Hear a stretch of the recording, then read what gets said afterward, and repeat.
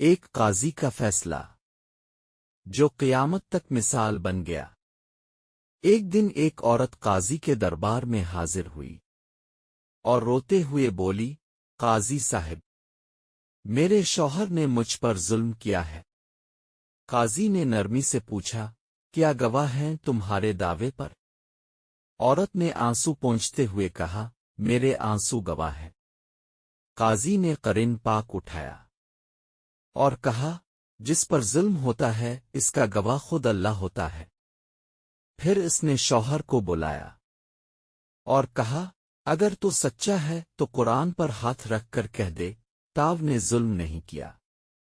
شوہر نے کانپتے ہاتھوں سے قرآن پر ہاتھ رکھا، لیکن اس کے ہاتھ لرزنے لگے۔ پورا دربار خاموش ہو گیا۔ قاضی نے آنکھیں بند کیں اور آہستہ سے کہا، جس دن ہاتھ کانپ جائیں سمجھ لو کہ زبان جھوٹ بولنے سے شرماتی ہے۔